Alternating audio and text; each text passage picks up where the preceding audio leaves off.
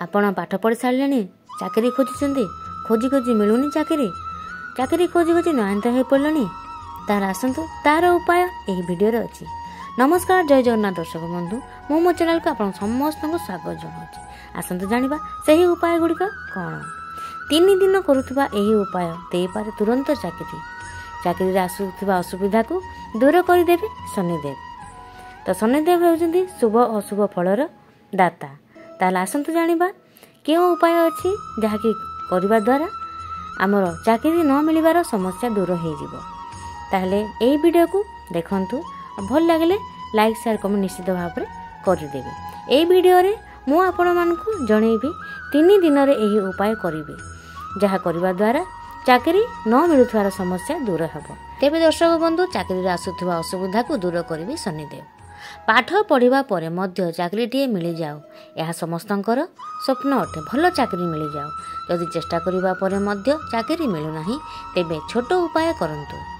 ପରିଶ୍ରମ କରିବା ପରେ ମଧ୍ୟ ଯଦି ଆପଣଙ୍କୁ ସଫଳତା ମିଳୁନାହିଁ, ତେବେ ଏ ପରିସ୍ଥିତିରେ ଆପଣ ଭାବୁଥିବେ କ'ଣ କରିବେ। ତ ଜ୍ୟୋତିଷରେ ଆପଣଙ୍କର କର୍ମର ଯେତିକି ଆବଶ୍ୟକ ଅଟେ ସେତିକି ଭାଗ୍ୟକୁ ବି ମାନାଯାଏ। କର୍ମ କରିବା ସହିତ ଭାଗ୍ୟର ବି ସାଥ ନିଶ୍ଚୟ ଆବଶ୍ୟକ। ତେବେ ଦର୍ଶକ ବନ୍ଧୁ, ଯଦି ଆପଣଙ୍କୁ ଯେକୌଣସି କାର୍ଯ୍ୟରେ ଅସଫଳତା ମିଳୁଛି, ତେବେ ଘରୁ ବାହାରକୁ ଯିବା ସମୟରେ କରନ୍ତୁ ଏହି ଉପାୟ, ଅସୁବିଧା ଦୂର ହୋଇଯିବ। ତାହେଲେ ଆସନ୍ତୁ ଜାଣିବା ସେହି ଉପାୟଟି କ'ଣ। ନାଲି ଲଙ୍କାକୁ ନିଜ ଘରର ମୁଖ୍ୟ ଦ୍ୱାରରେ ରଖି ଆପଣ ତାହାକୁ ବାମ ପାଦ ତଳେ ରଖି ଆଗକୁ ଯାଆନ୍ତୁ। ଆଉ ହଁ, ପଛକୁ ବୁଲି ଚାହିଁବେ ନାହିଁ।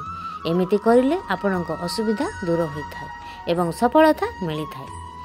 ତେବେ ଦର୍ଶକ ବନ୍ଧୁ, ଆପଣ ଯଦି ଇଣ୍ଟରଭ୍ୟୁ ଦେବାକୁ ଯାଉଛନ୍ତି, ତେବେ ସେହି ସମୟରେ 1 ଲେମ୍ବୁ ଏବଂ 4ଟି ଲବଙ୍ଗ ନେଇ ଭଗବାନ ହନୁମାନଙ୍କ ମନ୍ଦିରକୁ ଯାଆନ୍ତୁ ଏବଂ ହନୁମାନ ଚାଳିଶା ପଢ଼ିବା ସମୟରେ ଲେମ୍ବୁର ଚାରିପାର୍ଶ୍ୱରେ ଗୋଟେ କରି ଲବଙ୍ଗ ପୋତି ଦିଅନ୍ତୁ ଏବଂ ଏହାପରେ ଓଁ ଶ୍ରୀ ହନୁମତେ ନମଃ 5 ଥର ଜପ କରନ୍ତୁ। ଏହି ଲେମ୍ବୁକୁ ହନୁମାନଙ୍କ ଚରଣରେ ସ୍ପର୍ଶ କରି ଦିଅନ୍ତୁ। ଯେଉଁ ବ୍ୟକ୍ତି ଇଣ୍ଟରଭ୍ୟୁ ପାଇଁ ଯିବେ ତାଙ୍କ ପକେଟରେ ତାହାକୁ ରଖିଦିଅନ୍ତୁ। ଏମିତି କରିଲେ ଚାକିରିର ଅସୁବିଧା ଦୂର ହୋଇଯିବ। ଭଗବାନ ଶିବ ସମସ୍ତଙ୍କ ବ୍ୟକ୍ତିକୁ ସମସ୍ତ ସମସ୍ୟାରୁ ବାହାର କରିଥାନ୍ତି। ଯଦି ବାରମ୍ବାର ଚାକିରିରେ ବାଧା ଆସୁଥାଏ, ତେବେ ସୋମବାର ଦିନ ଏବଂ ଶନିବାର ଦିନ, ଆଉ ଥରେ ଶୁଣନ୍ତୁ ଦର୍ଶକ ବନ୍ଧୁ, ସୋମବାର ଦିନ ନହେଲେ ଶନିବାର ଦିନ ରସୁଣ, ପିଆଜ, ମାଛ, ମାଂସ, ମଦର ସେବନ କରିବେ ନାହିଁ, ସାତ୍ତ୍ୱିକ ଆହାର ଗ୍ରହଣ କରିବେ।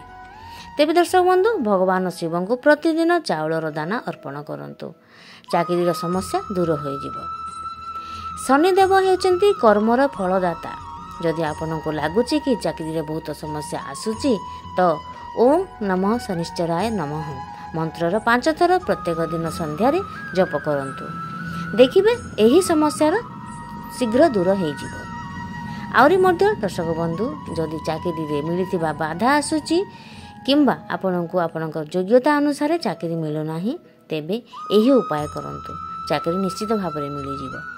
ଶନିବାର ଦିନ ଆପଣ ଶନିଦେବଙ୍କୁ ସମର୍ପଣ କରନ୍ତୁ ଏବଂ ଜୀବନର ସମସ୍ତ ପ୍ରକାରର କର୍ମ ଏବଂ ତାର ଫଳରେ ଶନିଦେବଙ୍କ ସିଧା ସମ୍ବନ୍ଧ ଥାଏ। ଯେକୌଣସି ବ୍ୟକ୍ତି ଯେଉଁ ପ୍ରକାରର କର୍ମ କରିଥାଏ, ତାକୁ ଶନିଦେବ ସେହି ଅନୁସାରେ ଫଳ ଦେଇଥାନ୍ତି। ତେବେ ଦର୍ଶକ ବନ୍ଧୁ, ଯଦି କୁଣ୍ଡଳୀରେ ଶନିଦେବ ଅନୁକୂଳ ଅଟନ୍ତି, ତେବେ କ୍ୟାରିୟରରେ ମନ ଇଚ୍ଛା ସଫଳତା ମିଳିଥାଏ ଏବଂ କୌଣସି ପ୍ରକାରର ବାଧା ଆସିନଥାଏ। ଆହୁରି ଯଦି ଶନିଦେବ କୁଣ୍ଡଳୀରେ ନେଗେଟିଭ ନକାରାତ୍ମକ ହେଇଥିବେ, ତେବେ ରୋଜଗାର ଏବଂ କ୍ୟାରିୟରରେ ପ୍ରତ୍ୟେକ ମୁହୂର୍ତ୍ତରେ ବାଧା ଆସିଥାଏ। ତେବେ ଦର୍ଶକ ବନ୍ଧୁ, ଶନିବାର ଦିନ ଏହି ଉପାୟ କରନ୍ତୁ, ସବୁ ସମସ୍ୟାର ସମାଧାନ ହେଇଯିବ।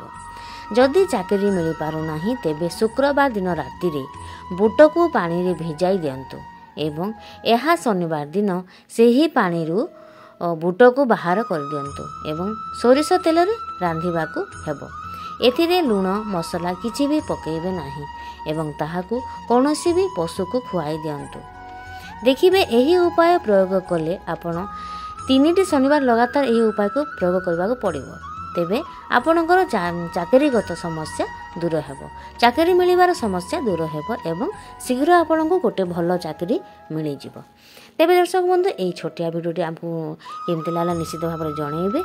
ଆଉ ଚାକିରିର ସମସ୍ୟା ଥିଲେ ଏହି ଉପାୟ କରନ୍ତୁ, ନିଶ୍ଚିତ ଭାବରେ ଆପଣ ସଫଳ ହେବେ। ତ ଆଜି ପାଇଁ ଭିଡ଼ିଓ ଏତିକି ଥାଉ। ଜୟ ଜଗନ୍ନାଥ ଦର୍ଶକ ବନ୍ଧୁ।